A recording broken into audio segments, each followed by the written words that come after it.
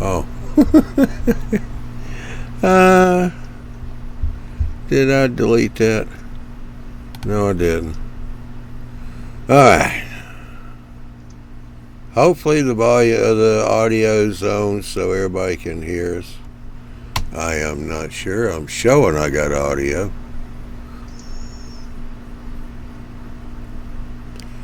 But anyway.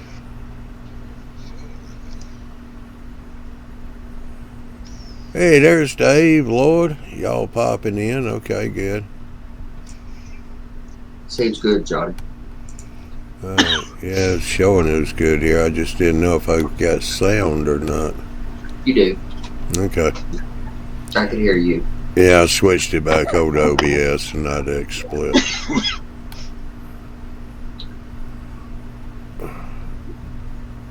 I'm just going to go back to college, I guess, to try and figure this stuff out.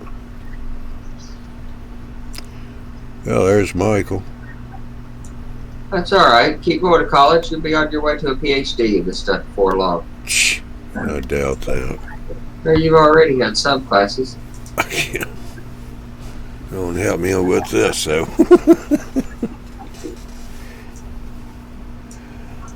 Oh, man. All right, Dave says all's good. Hey, there's JC's rep track. How you doing, JC?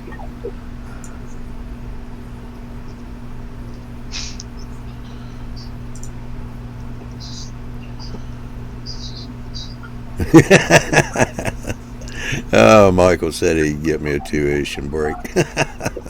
There you are. Yeah.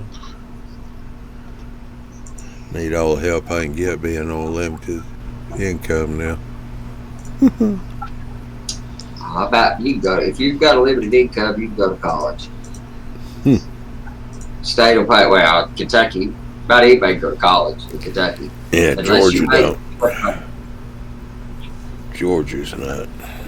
But maybe not. In Kentucky, if you're making $30,000 or less, maybe $40,000. Well, yeah, 30-something thousand or less, you can go to college.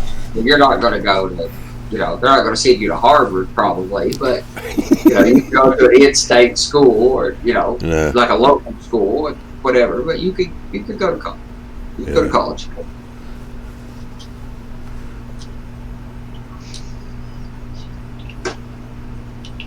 Yeah, they may teach me everything else but what I need for this right here.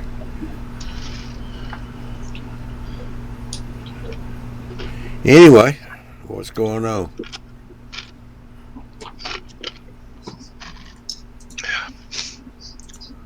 I got some cool stuff.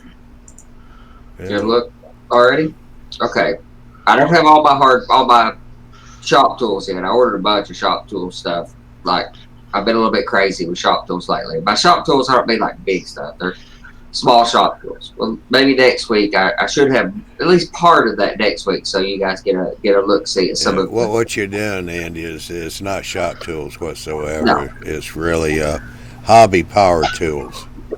Yeah, they're very miniature versions of actual shop tools. So, because all of them are like shop tools, but just really small versions.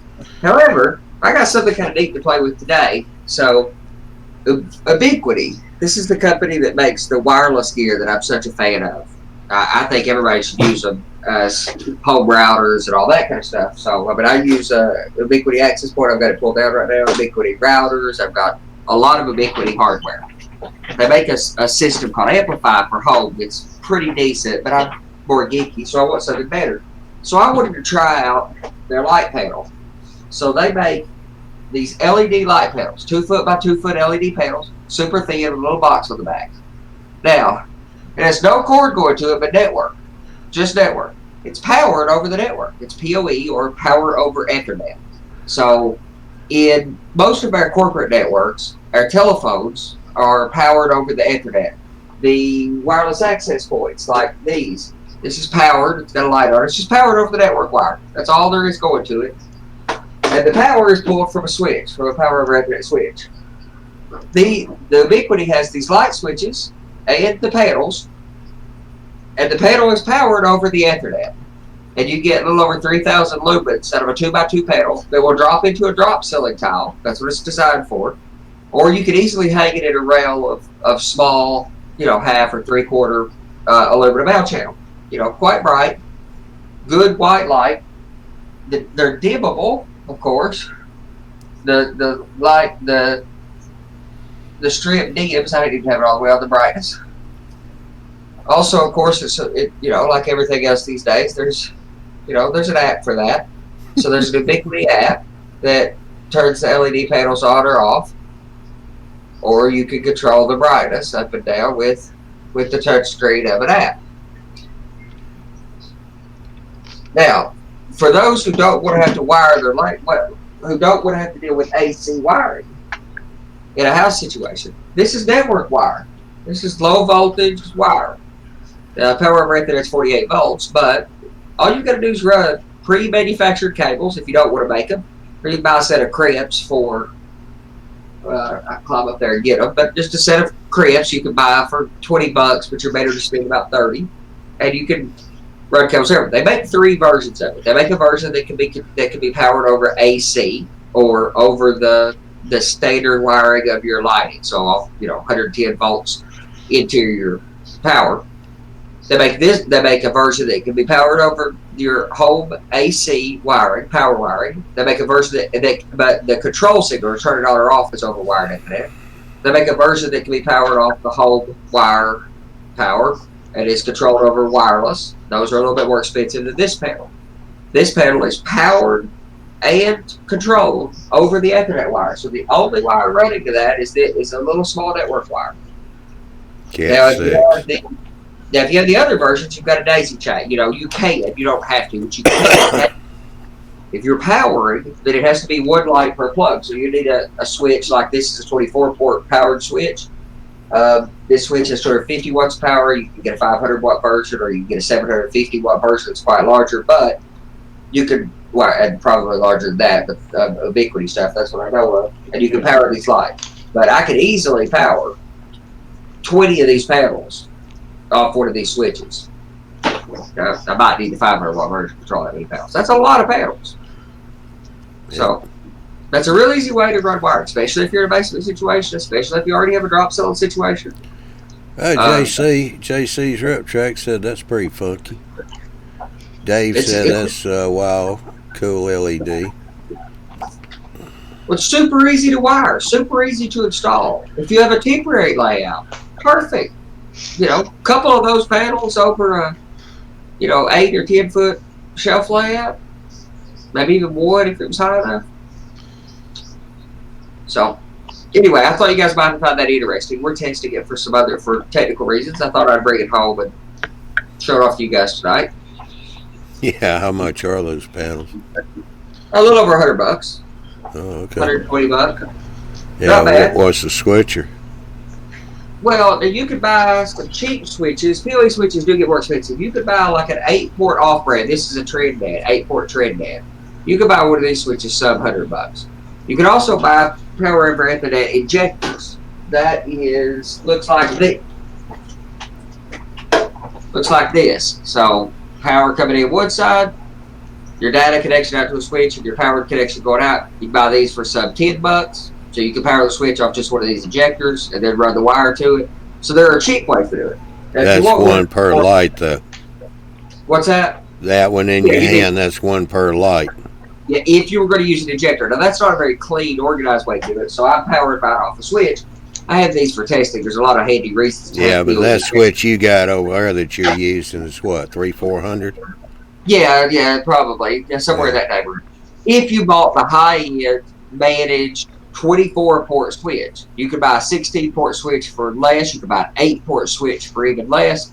An 8-port switch would be 100-ish. So it's all, or maybe 100 a little bit for a name brand, less than 100 for an off-brand, maybe $60-$70 for an off-brand. So if you don't need but just a few lights, then it's quite cheap. If you need a whole lot of lights, then lighting a layout well, especially a large layout well, is expensive. That's going to be an expensive proposition. And doing it well. And you can throw fluorescence up. And we used to use fluorescence all the time, but they have a lot of consequences. There's a lot of trade-offs with lighting the fluorescence. All right, I got a couple of them here. Dave, BNSF. got 4 LED 5000K shop lights for less than that. No doubt. If you went to Harbor Freight, Right here. I got mine. They're normally about $30. I got them on sale for $19.99, and they got a lot more light than what you want to put over a layout. And they're not dimmable. They're not dimmable. They're No, not an accurate no. color profile. Now they were 500K, but they were also 18 or so. They were a real high number in the luminous because one light lit up my whole basement. And Rand Fury 1222, good morning to you, sir. And yes, we are here again. Not still, but again. This is the last show for the week. In fact, to let you guys know, this is the last show of the month.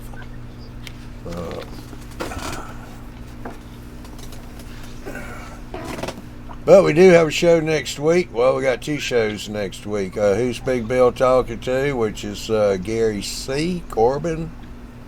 And then we got my show again on Thursday. And then June the 11th will be the Fine Scale show, Bill's show, then my show. So we're going to be a little light this summer because most of the people are taking the summer off. I think June will be probably your last month too, Andy, isn't it? You're going to take off a couple of months after that. Yeah, probably. If something really interesting comes up, we might put one show together. But yeah, we'll probably do July and August and try to get caught up. Yeah, no, you're not in the groundhog moment there. We got a guest over here. Who is the guest? If you will identify yourself, please, and how you doing, Lord? I'm doing fine. I just wanted to pop in and tell Andy that I finished installing my LED strips, and I like better my LED strips. I'm really interested to see those as well because I've done a lot of research on the LEDs. That's what I'm putting as LED strips in mine as well, and I'm really curious how that long of a run and being 12 volts, how that's going to work out. Cause Okay, I'll show you a picture. I'd like to see that because I've got some 12 volt strips that I could not get. I was not happy with what I could get out of a 12 volt strip. I was not happy until I found these 24 volt strips. And to Dave's point, I've been using the LED shop lights. I have an LED shop light in here. I've got 4 of them in there. That's what I've been lighting the layout with for the last 4 years as I built it. I always intended to do something else, but I just had not found the right LED strips for my situation yet. I have, I think, but it took expensive 24 volt double wide strips before I was happy. The entire room is black. All the lights are off except for my LED lights. Yeah, it's not bad. It's not bad. It's very good. It is good. It's good. I've got 2 LED strips. I got one which is RGB and the other one is white. So if I want night lights, I put the white at 50% and then blue. Yeah. And the other one blue. Yeah, that's about the right combination. I mean, if I drop something on the floor, I'll be able to see it. Oh yeah, no question. I like that. I like the light. And actually, I personally really like the directionality of LED lights. I like the aisles somewhat dark, personally. But, yeah, that looks pretty good, especially given your throw distance. They do the job.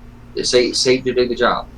I just have to make sure that right now it's just loose in the valance, but I just have to like fix it up really good with the angles and everything.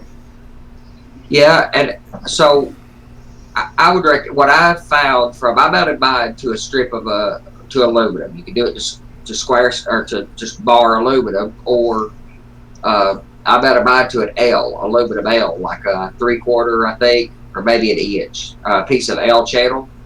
They recommend doing that for a host of reasons. Not only do you get a straight structural support, but mounting it to aluminum gives you some heat absorption off the back. And the idea is that you want to mount it with as little adhesive as possible, or beyond the heat adhesive that comes on the strip, or you want to use a heat transferring adhesive, unlike the thick double-sided tape that I normally use. This double-sided tape that I use, the 3M stuff, it would keep the heat from transferring. So I'm not using it, because then the aluminum can take some of the heat off the back of the LEDs and will increase their lifespan.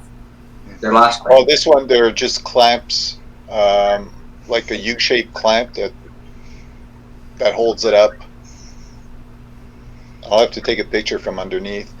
Yeah, I've seen those too, and those are not bad. I put those on some other strips that I put in for other people under kitchen cabinets and stuff. But I would use those, but I still like having some adhesive to keep it from doing this little number between the mounts. And you can just use a carpet tape or a transfer tape.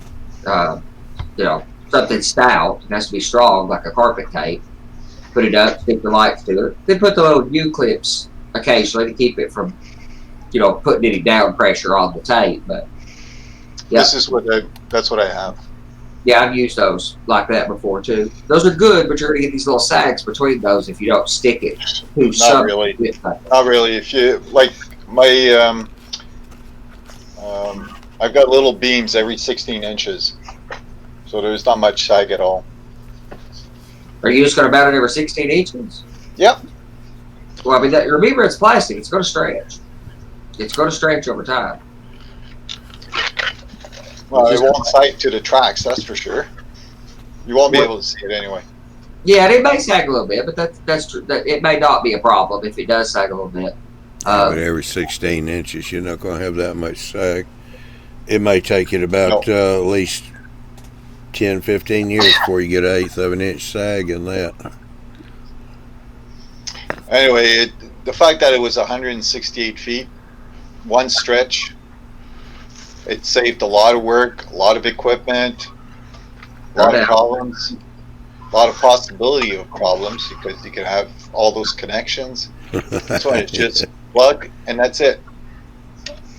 Yeah, that's astonishing that it's possible. I don't understand. I really looked at buying those too. I couldn't understand what they did. I don't understand what they've done, and if I don't understand it, so even with the strips I'm using, if you feed more with the high quality strips, they say if you feed more than about 8 feet, you need to double feed it. You got to put power feeds on both sides. If you're feeding more than, so you got to put all these drops into normal LED strips, because that copper strip in there is real small.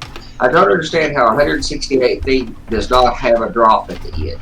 They're not defying physics. I would just like to understand what they were doing. That you'll need to ask, what's his name, Speed. I'm not a electric or electronic guru. So yeah, I was curious when he got a hold of his so that he could, give me some idea of the wire gauge and some of that stuff. Well, howdy, Ralph, and Dwight's popped in. Dwight, you'll have to go back to your notifications, because YouTube will wipe out your notifications from time to time, and you have to redo your notifications on sites.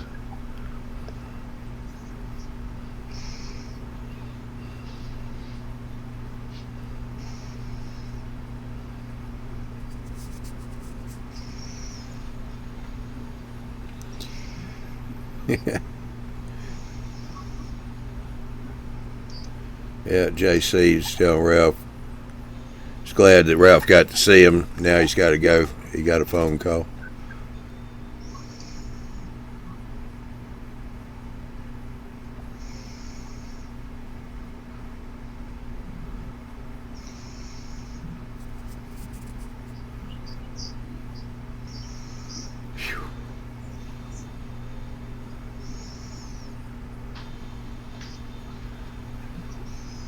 I know Andy and I were going to the RPM show in July. Anybody got plans to go anywhere during the summer or anything?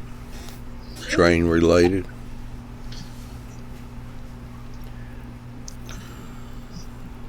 Well, I'm going to be trying to get off for RPM. Yeah? I'm still up in the air on that. Yeah, Trying to make sure everything's okay at work. Friday, Saturday. Yeah. Friday, Saturday. Yeah, 'cause I saw you, And, you said, what, about 4 hours away? about 2. Oh, Okay. okay. Not much further. I'm not much further than you. I'm probably closer to 3, but 2.5, 3 hours from that. Yeah. Yeah. I saw that, Ralph. What'd you see? Nah, you didn't see anything.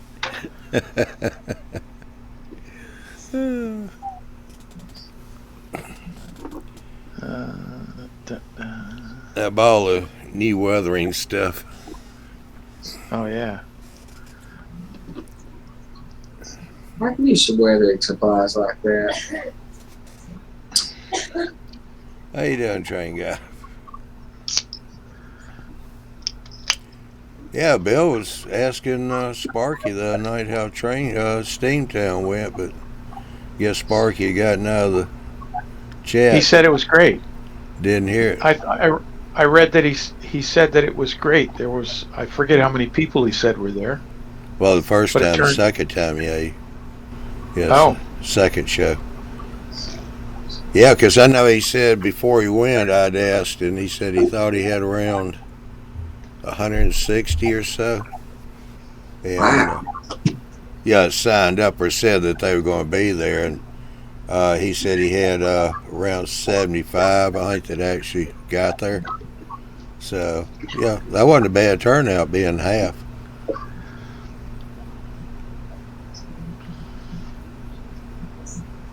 Yeah, and I think they also went like the Altoona too,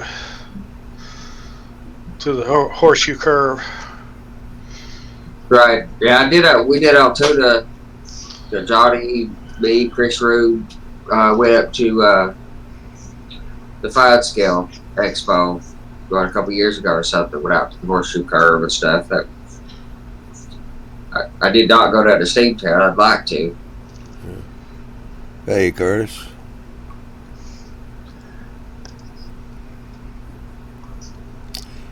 Yeah, Dave, BNSF, said he likes JC's tutorials, but he has so many paints, I'll never have that much. Yeah, give it time, Dave. Yeah. Yeah. I was just going to say that to him.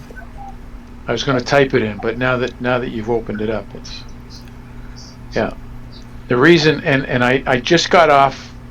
He and JC and I were chatting in Messenger almost an hour now, and we were talking about paints, ammo, and MIG, and so on. And the paints that we've settled on, they may be slightly on the expensive side, but through trial and error, those are the ones we found we got the best performance from. Yeah. Like I have a set of gouaches that I bought at Walmart, and I also have the Winsor Newton gouaches. And for the amount of gouache that I have to put on with the Walmart one, I might as well not use them, because I have to apply it 3 and 4 times to get the same coverage that I get with the Winsor Newton. So building up your paint line, it's a good thing. You can never have too much. Just know your paints and get comfortable with them. Know which ones you can mix alcohol with. That's especially important. If you're using an airbrush and you want to thin them out, you can use the manufacturer's thinner, and you want consistency of milk basically to spray.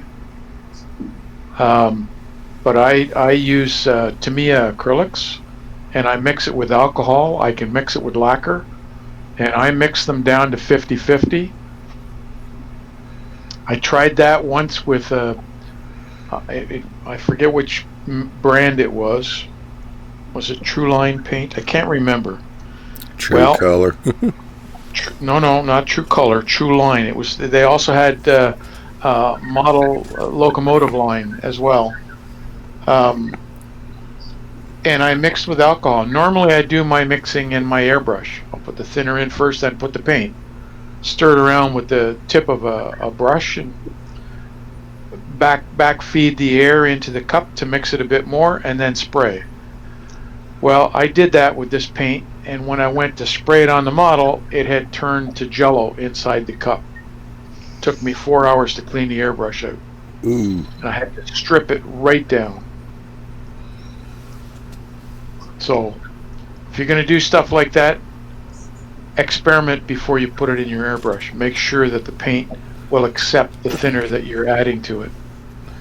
Not all acrylics are created equal.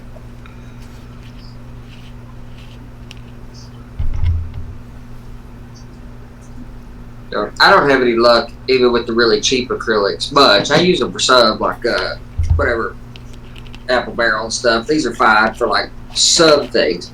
That's fine. That's fine if you thin them with water. Absolutely, you can't mix anything else with them. They gelatin. But I get this acrylic that they call it school grade. These are like $3, so twice the price of the large apple barrels. They go twice or 3 times as far. So for whatever surface area you can pay, this is more economical. There's a difference in cheap versus economical. Those are two very different things. Quality of the pigment that's in the acrylic.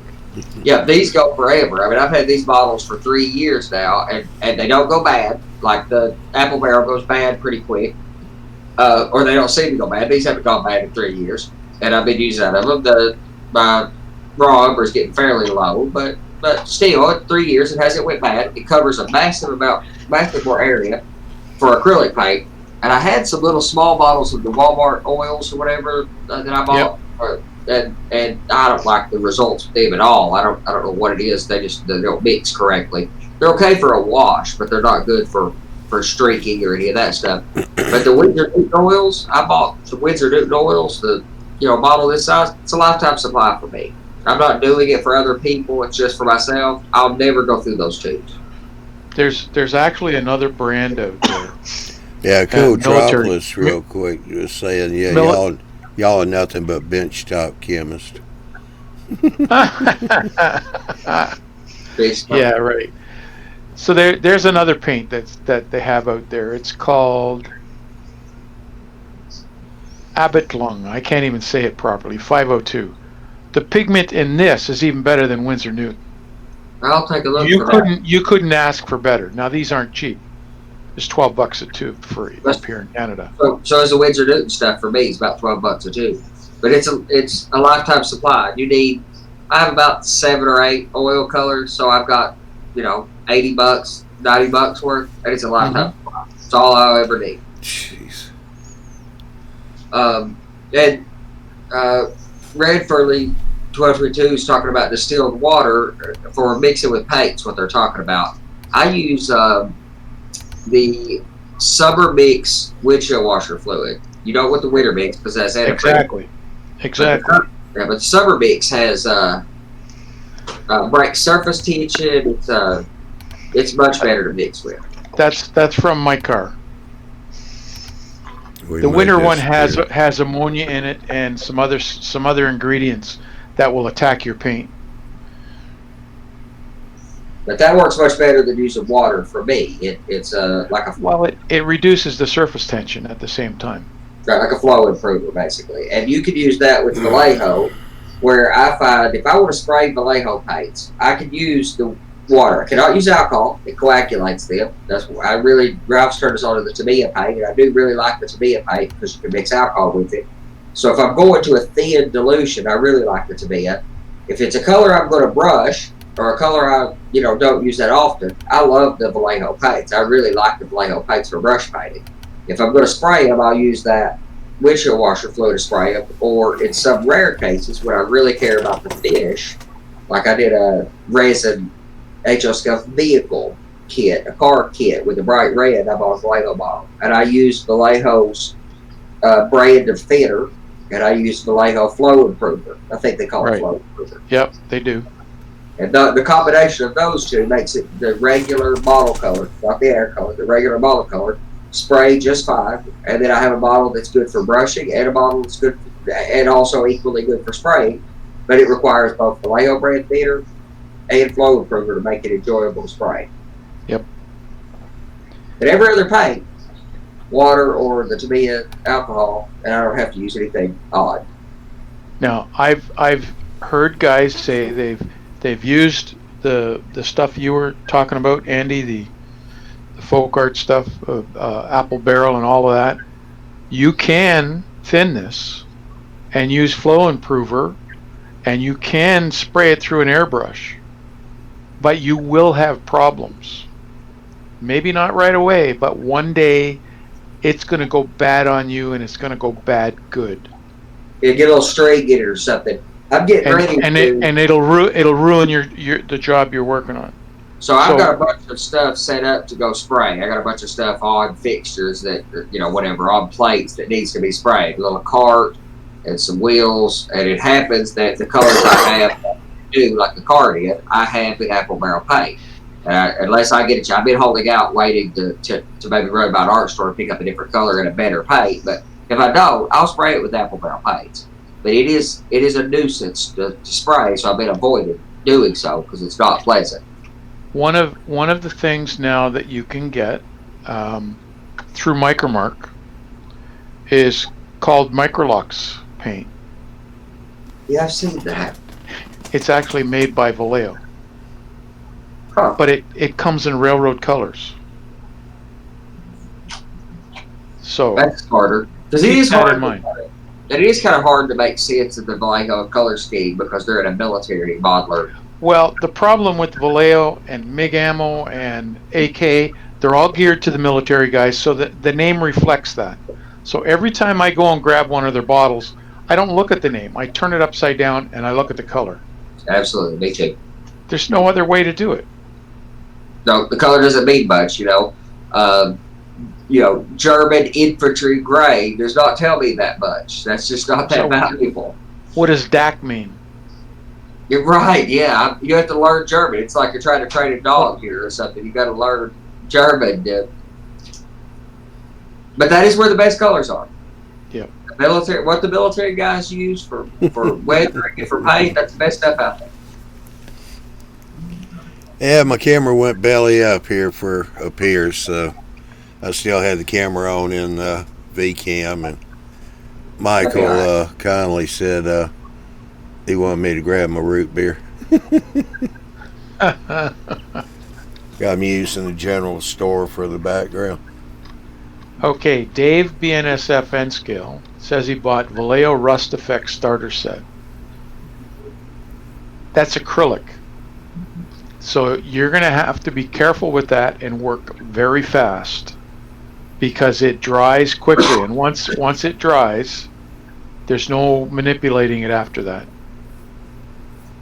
So know what you're doing. If you use a mineral-based product like AK or ammo, 20 minutes, 24 hours after putting it on, you can still manipulate it because it's a mineral base like oil paint. So like I've said before, Ralph is a genuine artist in what he does, no question. I'm not at all. At all. I have no artistic bone in my body. I cannot draw a stick dude. I can blueprint a house for you, but I cannot draw a stick dude to where it looks like a dude. So I'm not artistic. So for me to say that an airbrush was a fun tool, that I've got comfortable with it, I'm not saying I'm skilled with it, but I'm not afraid of it. Or for me to say that I like working with the oils or the gouaches or something, that's tough because I'm not artistic whatsoever. But for me, for a not artistic, not confident at doing that kind of paint work, the oils and the gouaches are so much easier for me because I've got a long time to work them. So until I get the results I want, I can always wash them off. That's a big deal for me, who's not naturally that artistic. And for those that, if you're using the oils, for those that have a problem with the smell of mineral spirits, you can get odorless thinner. Now, MIG has it, but you can go to an art store and get odorless thinner. And it works on enamels or oil-based products.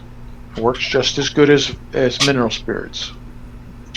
Is that what the white spirits is? The thing? No. White spirits is it's the European name for mineral spirits. Oh, okay. So same thing as what I'm using that I bought a gallon of. So Yeah. But Yeah. I didn't see Well, it. just Yeah, to it's give just you like just to give you an Amoco. idea. Just like Just to Amoco give- gas, they used to call their regular white gas. Just to give you an idea, you can buy the mineral spirits in a bottle like that, and it costs about $6, maybe $7. You go to a paint store or one of the big box stores like Home Depot, Lowe's.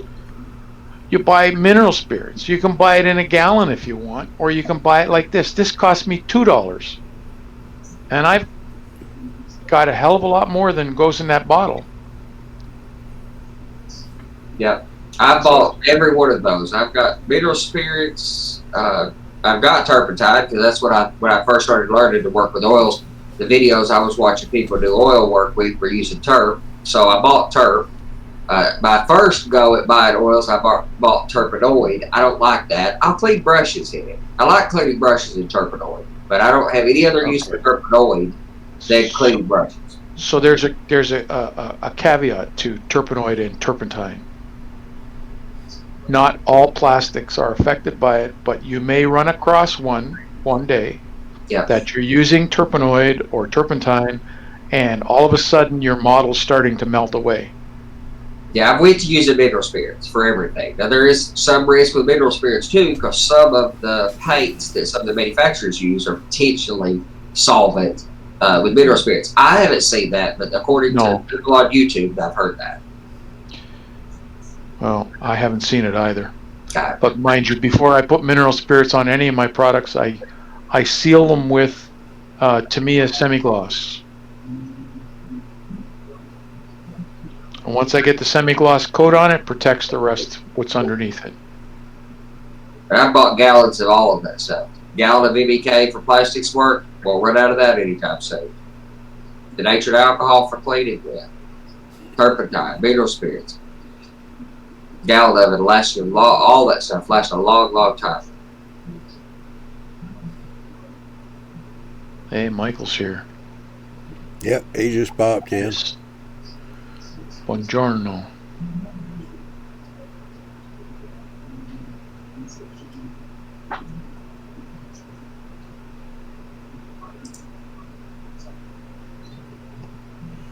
Yeah, somebody said something about denatured distilled water, and Cool Tropolis was saying that you don't want the chlorine and minerals in your paints. The reason why you use distilled water.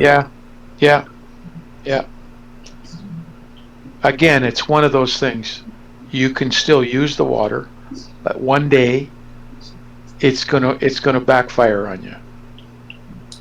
There's no reason why you can't use it other than the fact that it has those added minerals in it.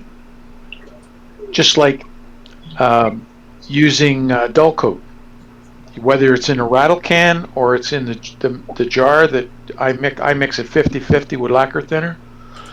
Doesn't matter. Dull coat is dull coat, and if you use lacquer thinner, no problem.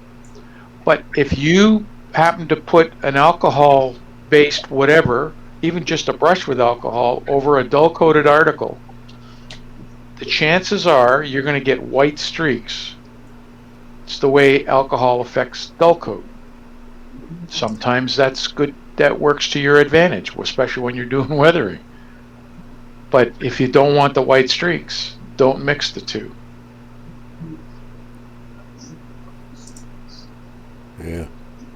Yeah, alcohol turns dull coat some funny colors too. Just spray just regular alcohol, and a lot of times you can spray alcohol again and it'll straighten up, but not always. But Tester's dull coat, for all the good things that Tester's dull coat is, it's also a bit finicky. I like it. It's good Why is product. it finicky? Why is it finicky? Like the frosting problem. Like it tends to frost. But that's not always true. Frosting what? Like it frosts that white frosting that you'll get sometimes with Tester's dull coat. So like if you hit it with alcohol or an alcohol sprayed paint, sometimes it'll frost. So Luke Tower had done a video recently. He had dull coated the road, but then he used alcohol as a suffocant or whatever, to reduce the surface tension and the soak glue into scenery products near the road, and it frosted on the road. That's the white. That's the white I'm talking about because right. there's alcohol. But on its own, it does not frost. You're Not right. not unless you spray over a clear plastic window. That's Then true. you get a frosted window. That's right. Or yeah, there's a desired effect there. That's a good thing to do to windows. If you're not going to put an interior in it, diffuse the light. Spray an oil coat on the inside, diffuse the light. That's a good trick. But sometimes that's not a desired effect. If you're working with a dull coat and then going to put powders over the dull coat, because that's what you want to do. If you're going to work with an alcohol at all, it sometimes frosts. More often than not, it'll straighten up just by spraying it with alcohol again. That frost or that whitening will go away. But sometimes, not always. That's right. That's why I'm saying it's finicky. That's my definition of finicky. It sometimes does this thing, and it is sometimes reversible with the exact same process, and sometimes no. That's finicky. It's inconsistent in the way that it is effective. I like it. It's a good product. I use it as much as anybody, but it's finicky. So the answer to that, or the alternate to that, is to use an acrylic flat base clear. Yeah. If that's what you're looking for. I use a semi-gloss or semi-flat when I'm working, and I finish off with a dull coat because I know nothing else is going on top. That makes sense. If you don't use powders, if everything is a pigment base, not powder, I'm referring specifically to paint pigments when I talk about powders, but if you're using everything is a wet solution, then working on gloss is great. You're gonna want to put a dull coat if you're gonna work with a paint pigment, probably, right? They stick better, like the AIM powders or the Bragdon powders stick better to a textured surface. Dull coat. Not necessarily dull coat. Could be flat. So like Tamiya flat. As long as it's a flat coat, you've got tooth for the pigment to stick to. Absolutely, because that's all, which people don't. I didn't understand this until recently either. The only difference in a flat and a gloss is that a flat is textured. It's like sandpaper. The little particles are setting in their little angles, so they don't reflect the light directly back to you. It's the gloss, the shininess of it. They refract light in all kinds of directions. They are less perfect, less smooth, and hence a flat finish or a matte finish. But that's a benefit if you're working with powders, because it gives you some coarse texture for it to stick to it. It's not perfectly smooth or slick. Yeah, I'd like to try some of the acrylic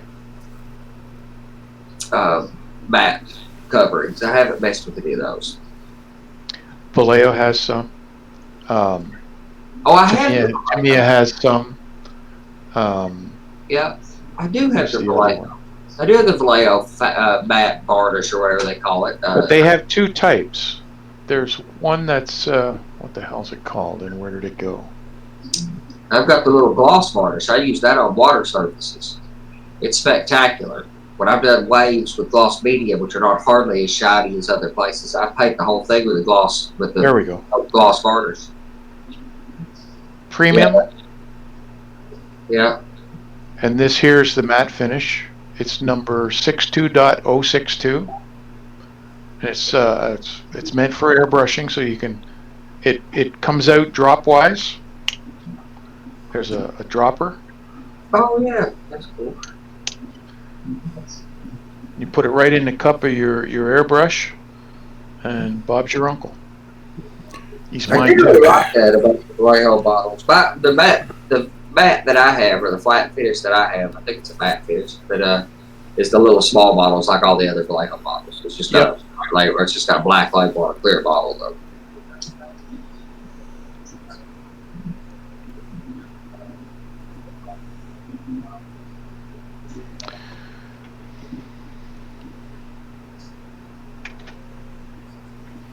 I mean, all these companies now are coming out with.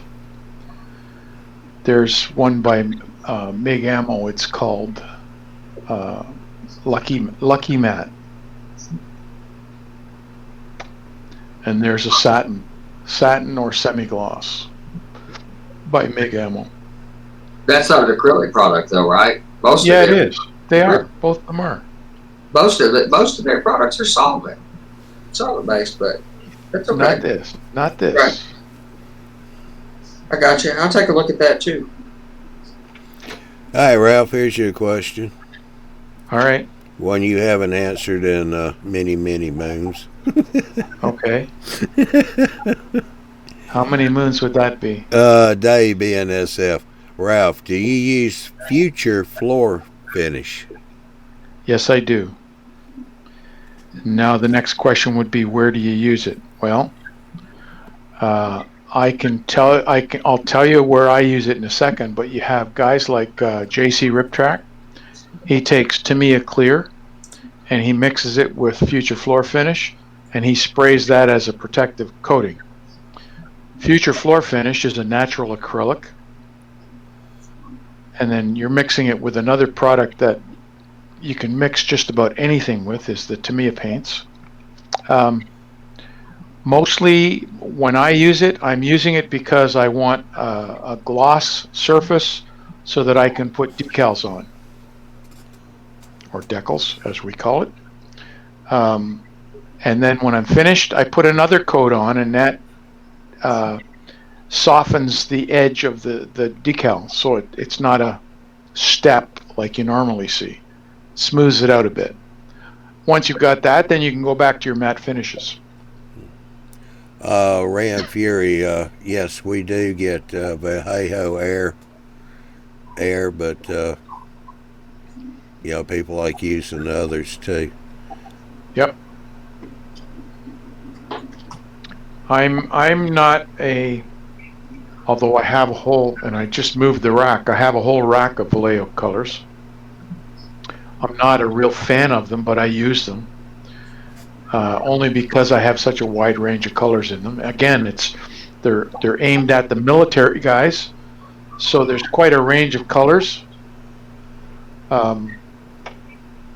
Just, you use what you get comfortable with.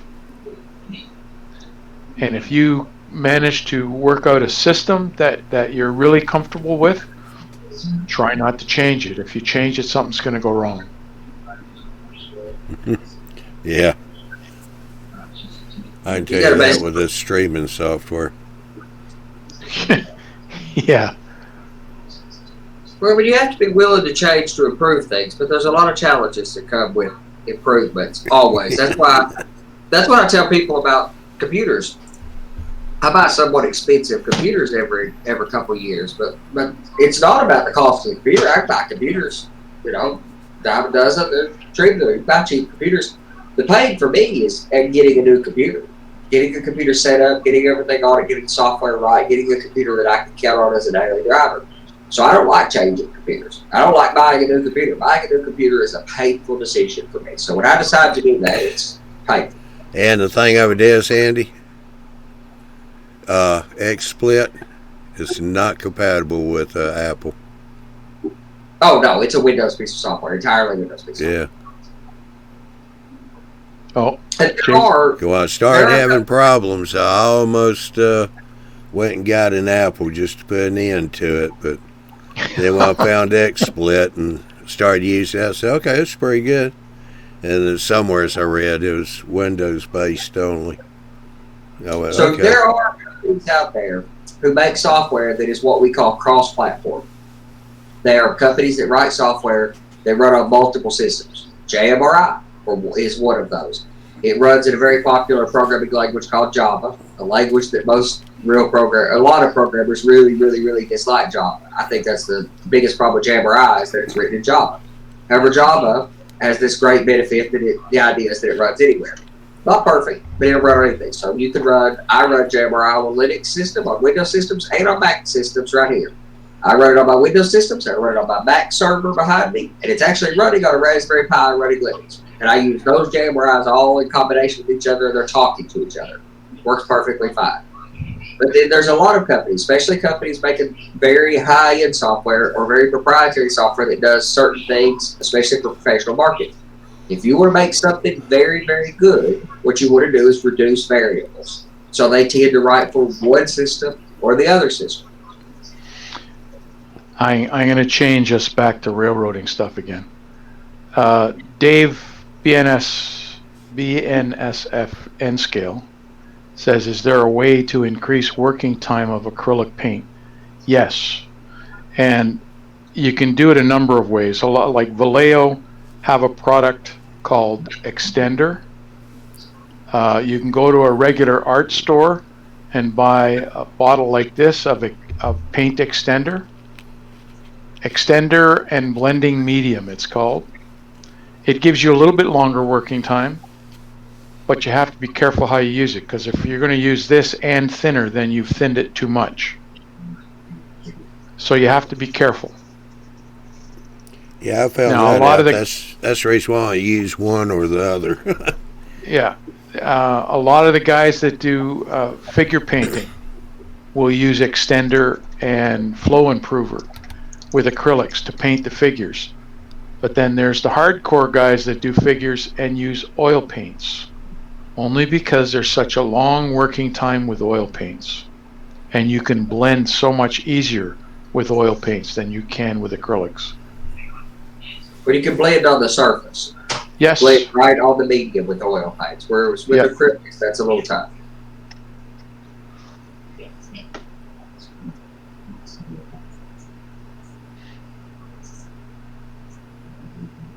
I tried to spray with an extender once, and I didn't get great results with that. I only tried it one time. A lot of times the manufacturers that, or the companies, the hobby stores that sell the paint don't have the extender and so on. So if you have an art supply that's nearby, you would probably be able to buy a bottle maybe in this size instead of this size. Yeah. And that'll go a long way, a really long way. Yeah, Michaels Yeah, Michaels. Mike- Any art supply.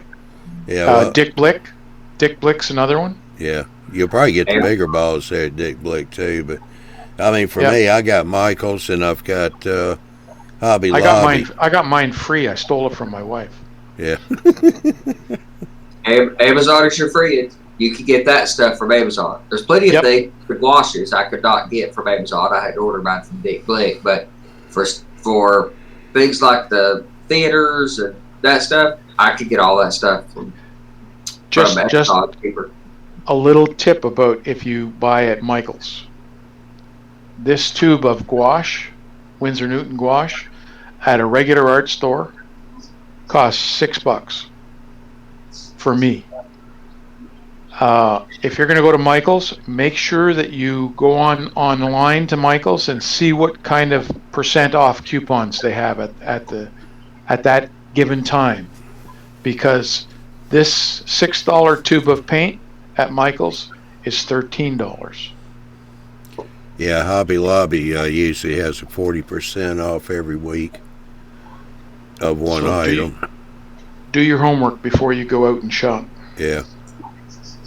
Yeah, you just take your wife with you, and that's 2 items. But Yeah. There you go. That's right. It's true.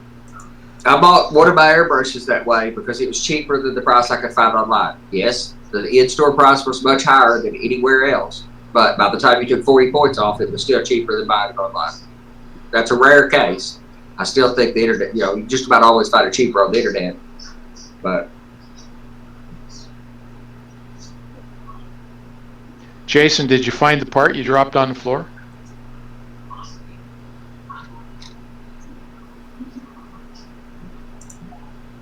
You're still muted. Nope. Oh, wow.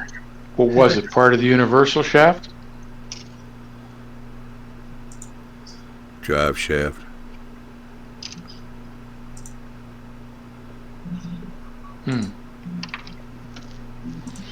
I learned a little trick from a buddy of mine. I was his best man when he got married. He quit school early, and he got his parents to pay for him to go to jeweler's school to become a diamond setter. Well, there's no chance if you drop something on the floor setting diamonds, you're done for. Yep. Right? So he had this apron which attached to the workbench and then came up onto him. So if something fell, it fell in the apron, not on the floor. Yep. Yeah, they sell those for modelers too. Yep. And you guys picked on me when I brought that apron in. I think that thing's handy as it can be. When I'm doing scenery stuff, working with ground good, climbing around up and down the ladder, that apron, that artist apron, is pretty handy. You, ground goop, and an apron. Don't forget your plastic gloves. My hands in it. I'm not going to spend 30 minutes washing my hands.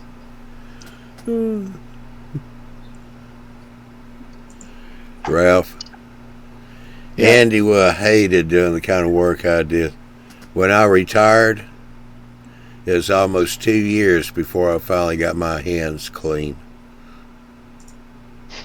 I worked at a soil lab, coal and soil lab, and I got so dirty doing that work. I worked as a carpenter getting dirty. I don't mind getting dirty, as long as I get clean afterwards.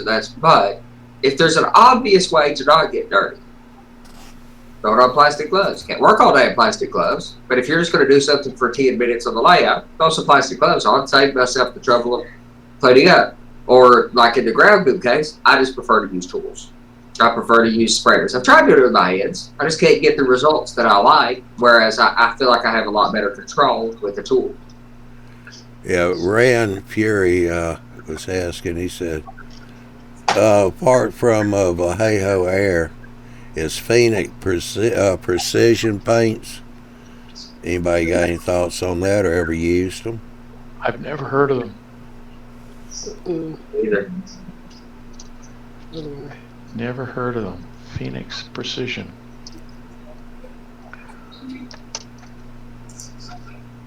Like I say, my go-to paint is Tamiya paints. And with the color range that they do have, they have the primary colors. I can make up any color I want. Like right now, I'm looking at, I have a model that I'm going to be working on. It's a Hitachi excavator, and I want to get the color right. Well, I found a place that has the Hitachi color for $16 for a bottle that's this size. And I thought to myself, I could probably make my own color like I've done before, just by mixing the paints together. So, or you'll get it very close to where most people are not going to notice the difference. Well, see, I'm also going to weather it. So if I'm going to weather it, I'm going to fade it. So it's not going to be the original color when I'm done. Yeah. But I need a starting point.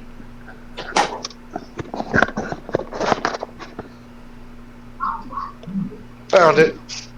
Good man. All I had to do was just take my Take your shoes off and feel it with your feet. took my the mat, flipped it down so I could see nothing but white on the ground. Now I can find it. That was the easy part. I keep a flashlight by the side of the bench here, Yeah. so that I can just lay it on the ground and do one of those horizontal things, and anything that sticks up above the carpet shows up. Yeah.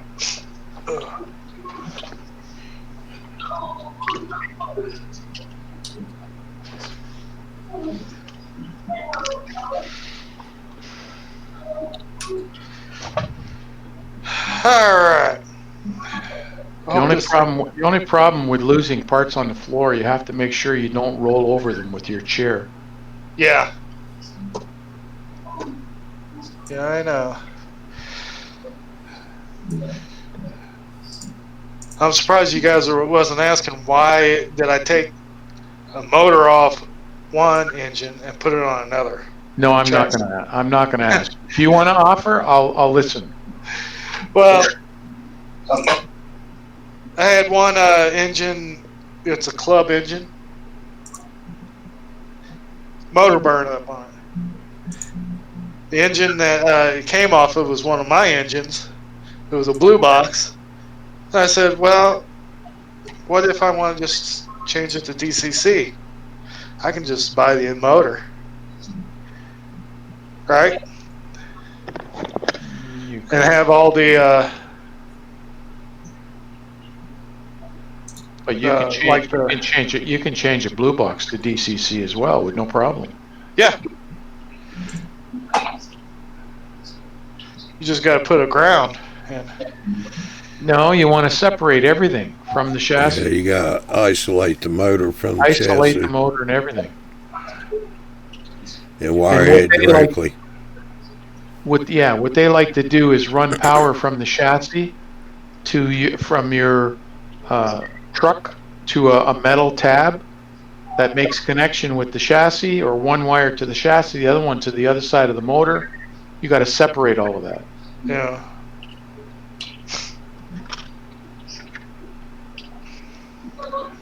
That was a good locomotive too. What is it? It was a -9 Hmm. blue box. Giving up a -9 for a club. Nope. Are the guys at the club going to say thank you very much, Jason, or are they going to pay for it? They're not. They're not going to pay for it. Okay. As far as I know, they thought the engine was dead. So you have a new locomotive. Yeah. So it's not going back to the club. Well, I keep the locomotives now from the club because they just let them sit there throughout the year, Yeah. covered up underneath the tarp. Nobody's using it during the winter, so might as well take them with me and then just work on them whenever I can. Grease them and all that. Or oil them. If they need maintenance, one of the worst things you can do to these things, let it sit. Yeah. Best way to destroy a house is to leave it vacant. Best way to destroy a car is to park it. Easiest way to keep your track clean is to run trades off it. Yep. That is true. So I got a locomotive that I can do a project on.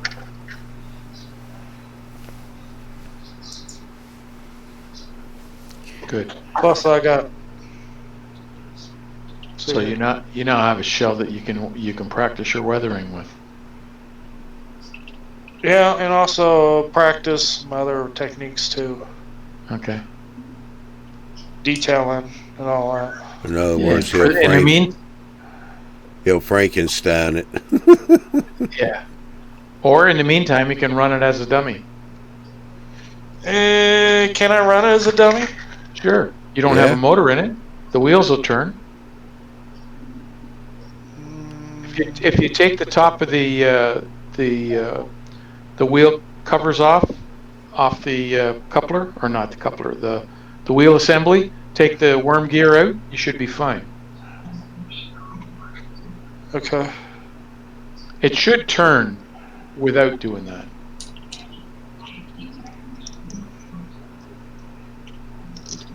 But if it doesn't, take the worm gear out and you're fine, and it'll turn.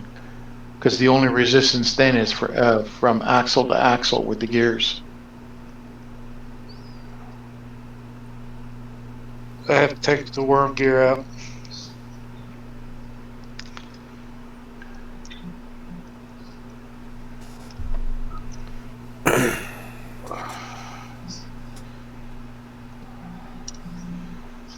And Yeah.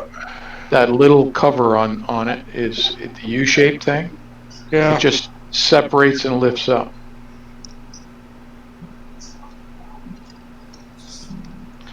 Yeah, I know it does. I just don't want to tear it apart right now.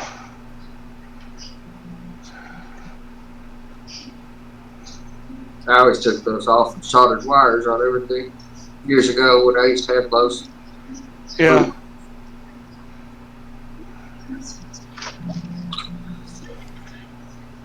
that was all pre-DCC.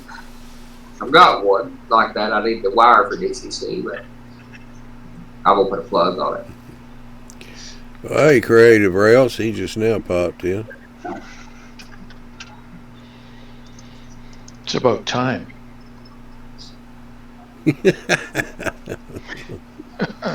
Go get him, Ralph.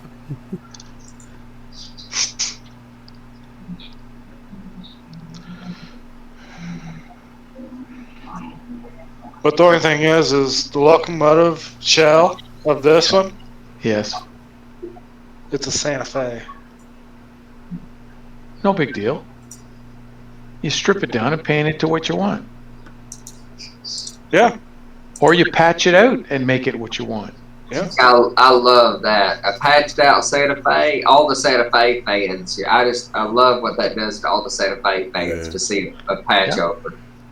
Jason Dwight wants to know, do you have any idea why that motor burned out?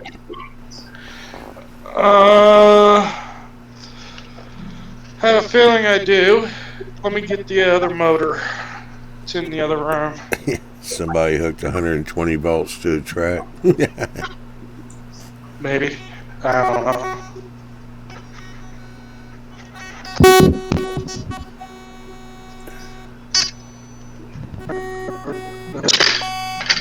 Yeah, hurry up, you're buzzing.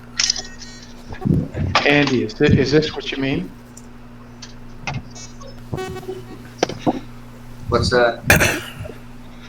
Is that not sharing? No, I guess it's not. Hang on. No, not yet.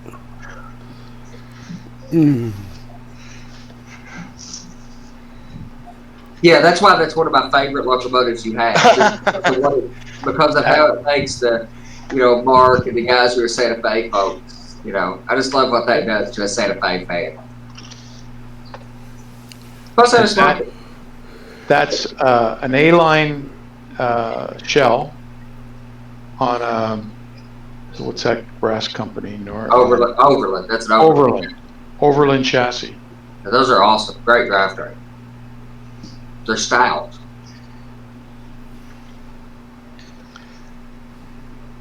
Hey, I got the loco. Or the motor.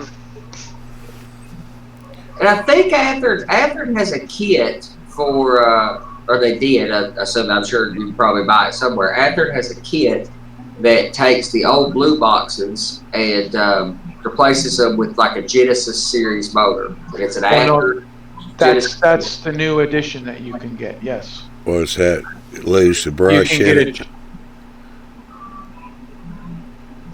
It looks like maybe the brush is burned out.